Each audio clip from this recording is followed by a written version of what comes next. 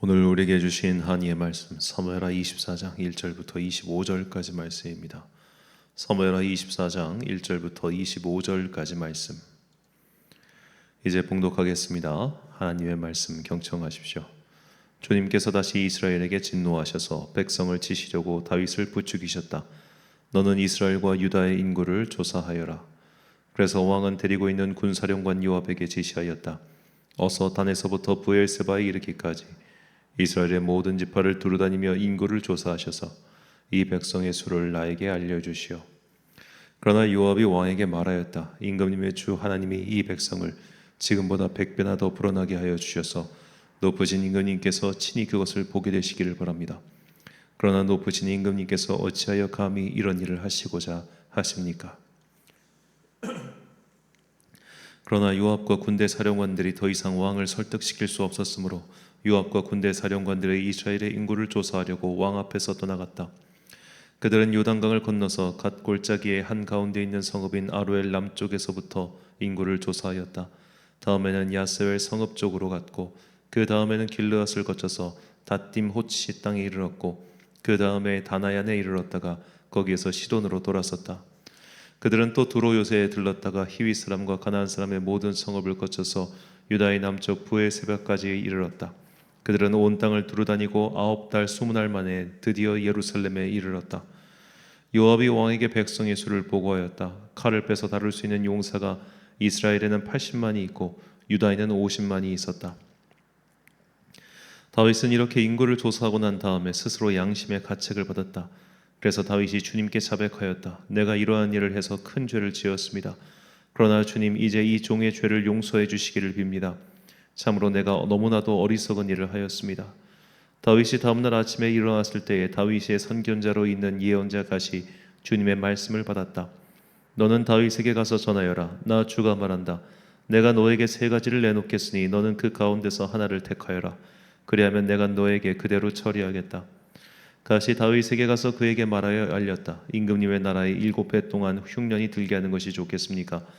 아니면 임금님께서 왕의 목숨을 노리고 쫓아다니는 원수들을 피하여 3달 동안 도망을 다니시는 것이 좋겠습니까?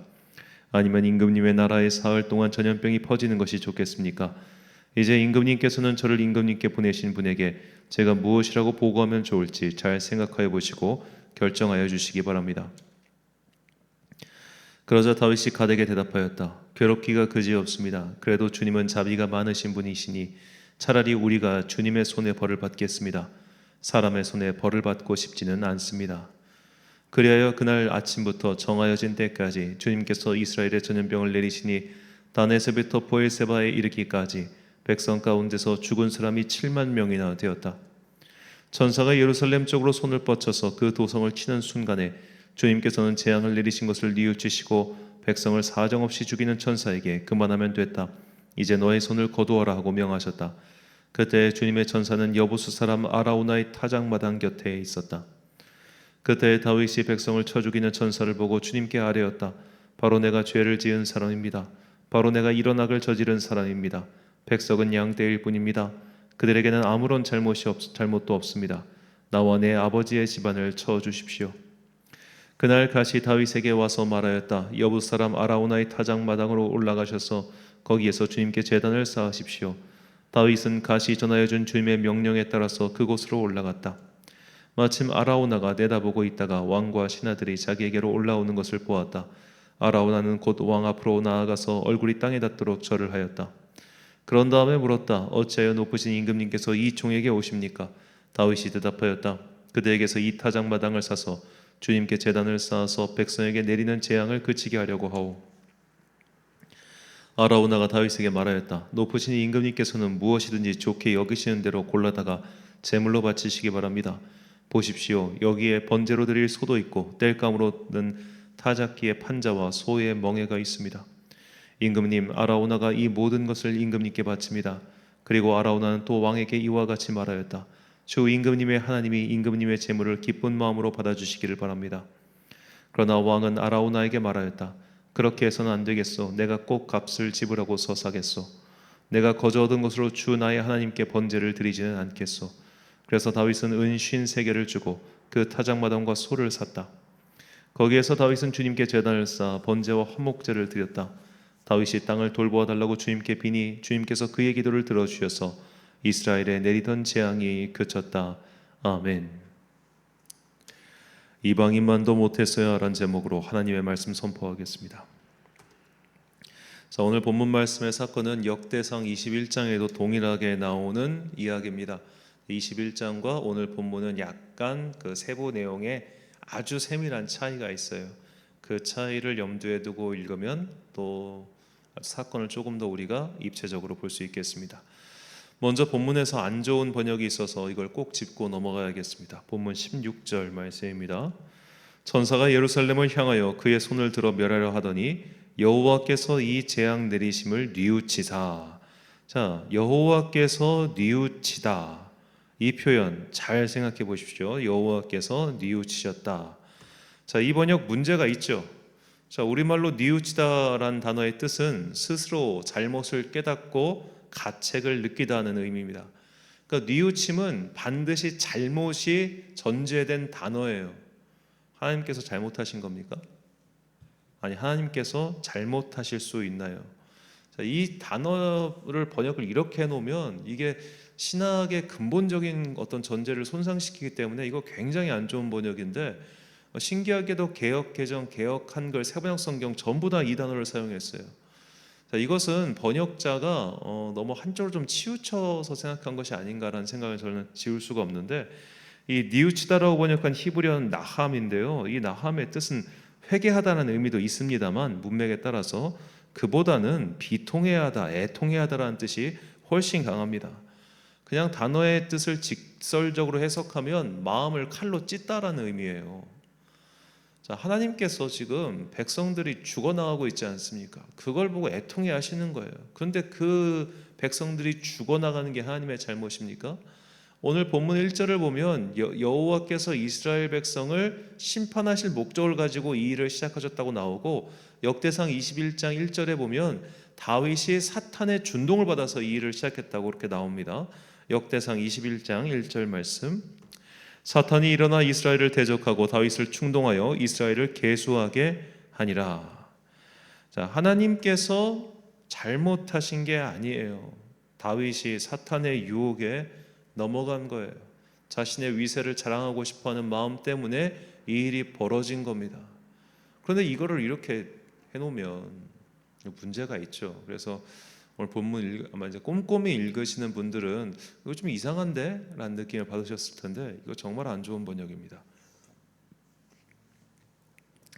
자, 이제 번역에 대한 얘기는 여기까지 하고요. 자, 하나님께서 이제 오늘 다윗이 인구 조사를 벌여서 다윗이 이제 이스라엘 전체에 큰 환란이 임한 사건. 이 사건은 방금 말씀드린 것처럼 사무엘서와 역대서에 모두 등장하는 사건입니다. 그만큼 중요한 사건이죠. 자, 이 시기가 정확히 언제인지는 우리가 알 수 없습니다만 적어도 다윗의 통치 후반기쯤이라는 것은 역대상을 통해서 짐작할 수 있어요. 이 역대상도 이 본문의 사건 이후에 등장하는 것이 이제 다윗이 성전을 이렇게 준비하였다, 뭐 그런 것만 말하기 때문에 아마도 이것이 다윗의 통치 후반부에 일어난 일이 아닐까, 그렇게 생각할 수 있겠습니다. 자, 성경을 보면 하나님께서 인구조사 하지 마라고 명확하게 명령하신 적은 없어요. 다만 우리가 이제 인구조사의 목적 자체가 이제 크게 두 가지로 볼 수 있는데, 하나는 세수 확대, 두 번째는 군력 확인, 군력 증강, 뭐 그런 의미를 가지고 있겠죠. 이건 뭐 역사상 모든 나라들이 다 그런 목적으로 인구조사를 했으니까요. 하나님께서는 그거 자체를 이제 지금 안 된다고 하시는 거죠. 왜냐하면 그렇게 우리가 이건 마치 내가 지금 힘이 얼마나 되지? 내가 지금 돈이 얼마나 있지? 내가 이 돈이 있으면, 이만큼 재산이 있으면 하나님께 의지하지 않고도 살 수 있겠는데, 하나님께 도움을 구하지 않고도 충분히 버틸 수 있겠는데, 이런 생각을 품어 교만해질 수 있기 때문에 그것을 이렇게 벌을 내리신 것이다 라고 문맥적으로 해석할 수 있는 거지, 인구조사를 하게 되면 너희가 교만해지고 뭐 이런 말 자체는 나오지 않아요. 인구조사에 대한 유일한 어찌 보면 약간 율법적 말씀은 출애굽기 30장 22절 뿐입니다. 내가 이스라엘 자손의 수요를 조사할 때 조사받은 각 사람은 그들을 계수할 때 자기의 생명의 속전을 여호와께 드릴지니 이는 그것을 계수할 때에 그들 중에 질병이 없게 하려 함이라. 자, 그런데 이 요압은 오늘 이 명령을 받자마자 이것이 하나님께 큰 죄를 범하는 일이라고 강력하게 반대하죠. 본문 3절 말씀입니다. 요압이 왕께 아뢰되 이 백성이 얼마든지 왕의 하나님 여호와께서 100배나 더하게 하사 내 주 왕의 눈으로 보게 하시기를 원하나이다. 그런데 내 주 왕은 어찌하여 이런 일을 기뻐하시나이까 하되. 자, 도대체 왜 이런, 성경에서 명확하게 인구조사에 대해서는 말이 없습니다만 이제 신학자들이 내린 결론은 인구조사를 하게 되면 자기 힘을 의존하게 되는 그런 경향성을 가질 수 있기 때문에 이것을 큰 죄악으로 봤다, 이렇게들 해석합니다. 자, 하나님께서는 여하튼 이 행동을 악으로 규정하시고 그에게 선지자 갓을 통하여 세 가지 선택지를 주세요. 너 어떻게 벌 받을래? 그러니까 어떻게 혼날래? 예를 들어 우리가 어렸을 때 부모님이 이제 어떻게 혼날래? 너 손 들고 1시간 서 있을래? 회초리를 10대 맞을래? 아니면 무릎 꿇고 손 들고 있을래? 이런 식으로 받는 벌에 대한 선택지를 주셨어요. 본문 12절과 13절 말씀입니다. 가서 다윗에게 말하기를 여호와께서 이와 같이 말씀하시기를 내가 네게 세 가지를 보이노니 너를 위하여 너는 그 중에서 하나를 택하라. 내가 그것을 내게 행하리라 하셨다 하라 하시니 가시 다윗에게 이르러 아뢰어 이르되 왕의 땅에 7년 기근이 있을 것이니까 혹은 왕이 왕의 원수에게 쫓겨 석 달 동안 그들 앞에서 도망하실 것이니까 혹은 왕의 땅에 사흘 동안 전염병이 있을 것이니까 왕은 생각하여 보고 나를 보내신 이게 무엇을 대답하게 하소서 하는지라. 자, 1번, 2번, 3번 선택지가 이렇게 주어졌습니다. 7년 기근, 석 달 도피, 그리고 사흘 전염병. 자, 이 선택지에 대해 다윗의 대답은 정말 비겁하죠. 다음 절인 14절. 다윗이 갓에게 이르되 내가 고통 중에 있도다. 청하건대 여호와께서는 긍휼이 크시니 우리가 여호와의 손에 빠지고 내가 사람의 손에 빠지지 아니하기를 원하노라 하는지라. 자, 우리가 여호와의 손에 빠지고 내가 사람의 손에 빠지지 아니하기를 원한다. 이게 뭐겠습니까? 잘못은 지가 해놓고 이 잘못에 대한 책임은 공동체 전체가 함께 짊어집시다, 이겁니다. 나는 좀 그래. 지금 1번, 2번, 3번 선택지를 잘 보면 1번과 3번은 공동체 모두가 괴로운 거예요. 기근, 전염병 모두가 괴롭죠. 근데 2번은 자기 혼자만 괴로우면 돼. 그렇다면 리더라면 작은 조직이든 거대한 조직이든 심지어 집안에서도 리더라면 고통을 다른 이에게 분산시키는 게 아니라 자기가 더 짊어져야 되지 않겠어요? 그게 리더의 모습 아니겠습니까? 그리고 우리가 그것을 기대하는 거 아니에요? 리더는 잘 살고 나머지는 다 그냥 고통을 분담해. 더군다나 이 일의 책임이 리더에게 있는데 그럼 누가 그 리더를 신뢰하겠습니까? 지금 다윗이 이런 행동을 보여주는 거예요. 자, 우리는 자신의 손해도 감수하고 위험도 감수하고 그렇게 앞장서 나서는 리더를 신뢰하지 조금의 자신의 손해도 보지 않으려고 발을 뒤로 빼는 사람을 신뢰하지 않습니다. 결국 다윗의 이런 선택으로 전염병이 펴졌고 7만 명이나 되는 사람이 죽었습니다. 기간으로는 가장 짧았지만 피해로는 가장 막대했죠. 그냥 자기 혼자서 3개월만 고생하면 끝났을 일을 무려 7만 명의 희생을 내는 쪽으로 가게 만들었죠. 저는 이것이 다윗 인생에서 최악의 실수라고 생각합니다. 우리나라의 많은 설교자들, 외국도 마찬가지인 것 같아요. 다들 다윗과 밧세바의 일만 주목해요. 다윗이 보면 최악의 범죄가 밧세바를 취하기 위해 우리아를 죽인 거라고 생각해요. 저는 아니라고 생각해요. 이게 더 나빠요. 일단 죽은 사람의 단위수가 다르잖아요.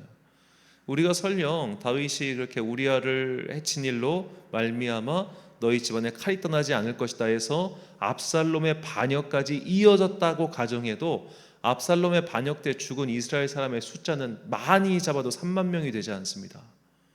근데 지금 이 한 번에 이것 때문에 7만 명이 죽었다면 단순히 죽은 사람의 숫자로 계산해 봤을 때 어느 것이 더 큰 죄악입니까? 7만 명이 죽었어요. 7만 명이. 근데 왜 자꾸 우리는 그렇게 다윗과 밧세바 이런 이야기만 주목하느냐? 그렇게 우리는 모든 성경의 죄악을 이 음란, 간음 이쪽으로 그냥 몰아가는 것 같아. 제가 좀 안타까운 게 여러분 소돔과 고모라가 왜 망했습니까?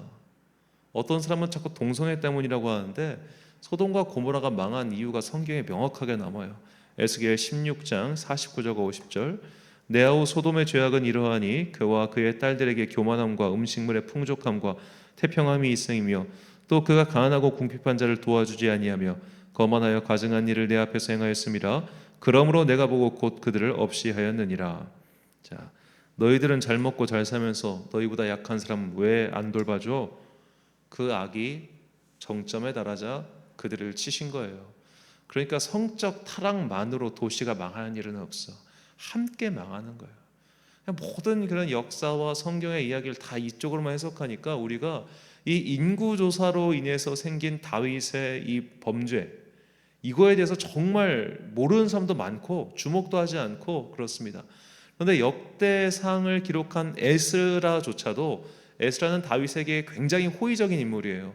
그래서 에스라의 그 역대상에 나오는 다윗의 이야기에는 다윗이 우리아의 아내 바세바와 생긴 일 자체가 기록되어 있지 않습니다. 그건 그냥 빼버려요. 그런데 이 사건은 둘 다 기록을 해놓습니다. 아주 자세하게 역대상 가면 더 자세하게 기록해놔요. 왜 그렇겠습니까? 이건 진짜 어떤 핑계를 댈 수도 없고 도저히 덮을 수도 없는 왕으로서는 정말 나쁜 짓을 저질렀다는 거예요. 이 일을 통해서 우리는 야, 다윗 같은 사람도 저렇게 자기 세를 확인하고 싶고 자기 능력을 확인하고 싶어서 하나님을 등지고 또 저렇게 책임 회피하는 비겁한 모습을 우리에게 보여주는구나, 이걸 봐야 됩니다. 자, 그런데 오늘 본문에 보면 이 자기 때문에 벌어진 일도 아닌데 문제 해결을 위해 발벗고 나선 한 이방 사람이 등장합니다. 여부수 사람 아라우나라는 이 사람이에요. 하나님의 명을 받은 천사가 여부수 사람 아라우나의 밭에서 멈춰 서 있었습니다. 선지자 갓은 다윗에게 아라우나의 타작 마당에서 제단을 쌓으라고 지시하죠. 다윗에게서 이 설명을 들은 여부수 사람 아라우나는 이렇게 대답합니다. 본문 22절과 23절 말씀. 아라우나가 다윗에게 아뢰되 원하건대 내 주왕은 좋게 여기신 대로 취하여 드리소서. 번제에 대하여는 소가 있고 뗄 나무에 대하여는 마당지라는 도구와 소의 멍에가 있나이다. 왕이여 아라우나가 이것을 다 왕께 드리나이다 하고 또 왕께 아뢰되 왕의 하나님 여호와께서 왕을 기쁘게 받으시기를 원하나이다. 아멘. 자, 아라우나는 지금 보니 여부수 사람이라고 나옵니다. 여부수, 어디서 들어본 것 같지 않습니까? 바로 가나안의 선주민이었던 가나안 7족속 중 하나가 바로 여부수 족속입니다. 가나안 7족속, 원래는 하나님께서 쫓아내라고 명령하셨던 민족인데 이스라엘 민족이 힘이 약하여 미처 쫓아내지 못하고 그들 가운데 있었던 사람이에요. 여부수 사람. 자, 그 여부수 사람이 지금 여하튼 간에 자신과 함께 살고 있는 그들에게 큰 전염병이 임해서 고통당하고 있었고 그 고통을 이제 그치고자 너의 마당에서 제단을 쌓아 번제로 드릴 거야 라는 말을 듣고 그럼 이거 쓰세요. 내놓은 거예요. 자, 위기 앞에서 자신의 책임을 공동체에게 떠넘긴 다윗이 있는데 반대로 아라우나는 여부수 사람인데도 공동체 위기 앞에서 자신의 일 때 자신의 책임 때문에 벌어진 일도 아닌데 나의 것을 드리고 있더라는 거예요. 정말 조악한 이야기를 비유를 들자면 예를 들어 우리나라 IMF 위기가 터졌는데 국가 지도자들은 이거 그냥 온 국민이 같이 짊어지자 하고 이러고 있다면 백성들은 금 모아서 그 갚고 있더라 이 말이에요. 그런 식으로 아라우나의 행동, 그러니까 이 아라우나의 행동과 다윗의 행동이 딱 대비가 됩니다. 자기는 피해보기 싫어서 공동체에게 모두 다 같이 고통받자 이러고 말했던 다윗과 이 공동체 위기 앞에서 나의 것을 기쁘게 드릴 수 있었던 아라우나, 그는 더구나 이방인이었는데 말이죠. 자, 우리는 이 장면을 통해서 우리의 현실 중 하나를 보게 됩니다. 이방인만도 못한 그리스도인들 말이죠. 저는 굳이 기독교를 비판하고 싶지 않습니다. 저에게 그럴 자격이 없기 때문입니다. 그리고 회개를 생각하지도 않는 자들보다 이 회개할 수 있는 자들이 더 의롭다고 저는 그렇게 생각합니다. 하지만 그럼에도 우리가 세상 사람들보다 못할 때가 있음을 부정할 수는 없겠죠. 이 새벽에 굳이 그런 사례 들어서 뭐 하겠습니까? 우리도 사실 다 알고 있잖아요. 이방 민족, 그것도 하나님께서 반드시 쫓아내라고 명령하신 이 여부수 사람보다도 못한 선택을 한 다윗. 우리는 그 모습을 마냥 비난할 수는 없을 겁니다. 바로 그것이 우리의 모습이기도 하기 때문이죠. 오늘 다윗처럼 우리도 때로는 세상 사람들만도 못할 때가 많습니다. 어쩌면 더 많은지도 모르겠습니다. 그래서 우리는 항상 이런 예수님의 말씀을 가슴에 새기고 정말 회개하며 살아야죠. 마태복음 5장 46절부터 48절까지 말씀입니다. 너희가 너희를 사랑하는 자를 사랑하면 묻은 상이 있으리요 세리도 이같이 아니하느냐. 또 너희가 너희 형제에게만 무난하면 남보다 더하는 것이 무엇이냐. 이방인들도 이같이 아니하느냐. 그러므로 하늘에 계신 너희 아버지의 온전하심과 같이 너희도 온전하라. 아멘.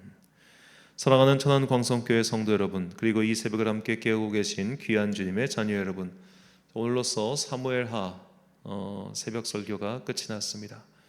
우리는 다윗의 인생에서 가장 큰 죄와 잘못을 봤습니다. 다윗은 자신의 책임은 회피하고 공동체의 그 책임을 떠넘겨 버렸습니다. 하지만 여부수 사람 아라우나는 이 공동체의 위기 앞에 자신의 민족이 아님에도 불구하고 자신의 재산을 기꺼이 바치려 하였습니다. 하나님의 자녀들이 이렇게 이방인만도 못할 때가 있습니다. 세상 사람들만도 못할 때가 분명히 있습니다. 자, 우리는 다윗처럼 이렇게 세상 사람만도 못한 잘못을 범하는 이들을 볼 때 손가락질해서는 안 됩니다. 우리라고 안 그러겠습니까? 세상에는 드러난 죄와 드러나지 않은 죄만 있다고들 하지 않습니까? 나는 빛의 자녀처럼 행하고 있습니까? 나는 누가 보더라도 하나님의 자녀답게 살고 있습니까? 저는 여기에 당당하게 그렇습니다 라고 도저히 말을 못하겠습니다. 우리가 한순간에 흰옷을 입은 주님의 사자들처럼 순결하게 변화되어 그렇게 평생을 살지는 못할 겁니다. 사람의 마음에는 항상 죄가 있고 사람의 입으로 나오는 것은 온통 악한 것뿐이라고 성경이 말하지 않습니까? 하지만 우리 안에 있는 죄와 악에 굴복하지 않도록 항상 주님의 빛을 갈망하시기 바랍니다. 적어도 회개하는 자에게는 기회가 오겠지만 그 회개마저도 회피하는 자에게는 아무런 회복과 희망도 없을 겁니다. 사무엘하 마지막 장에서 보여준 다윗의 모습이 바로 나의 모습이라는 것을 잊지 마시고 이방인만도 못한 삶이 아니라 주님의 빛을 이방에 비추는 그런 빛의 반사판 역할을 감히 감당할 수 있는 여러분과 제가 되시길 주님의 이름으로 축원합니다. 기도하겠습니다. 사랑과 은혜가 풍성하신 아버지 하나님, 우리는 세상 사람들을 비난하고 너 같은 믿는 자들 안에서도 좀 못한 사람들, 스캔들의 주인공들, 그런 사람들을 손가락질하지만 실상 우리도 얼마든지 그런 사람이라는 것을 다시 한번 깨닫게 하여 주옵소서. 그래 자꾸만 남에게 향하는 손가락을 먼저 내 영혼과 내 마음으로 돌리고 내가 주님 앞에서 조금이라도 더 온전한 길을 갈 수 있도록 은총 베풀어 주옵소서. 남이 가는 길에 주목할 것이 아니라 내가 가야 되는 길, 그 한 길만을 바라보며 오늘도 주님의 온전하심을 따라 최대한 온 힘을 다해 온전하게 살아가는 주의 거룩한 자녀들 되게 하여 주옵소서. 10월의 첫 번째 주간입니다. 오늘도 개천절 휴일을 지나고 내일부터 이제 또 일상으로 돌아가서 열심히 일을 하는 주의 자녀들이 있습니다. 주님께서 그들에게 새 힘을 내려 주셔서 이 긴 연휴로 무디어진 몸이 다시 한번 삶의 일터로 돌아가서 또 열심히 일할 수 있도록 오늘 하루도 복을 내려 주옵소서. 참 좋으신 우리 주님의 은총과 평강이 모든 성도들과 함께 하시길 간절히 소망하오며 이 모든 말씀 우리 구주 예수 그리스도의 이름으로 기도드립니다. 아멘. 오늘의 기도 제목입니다. 나는 세상 사람보다 나은 사람입니까? 아니면 그보다도 못한 사람입니까? 다윗과 여부수 사람 아라우나의 모습을 보며 자신의 부족함을 돌아보십시오. 오늘 주신 기도의 제목 가지고 기도와 묵상의 힘쓰는 하루 되시길 바랍니다. 기도하겠습니다.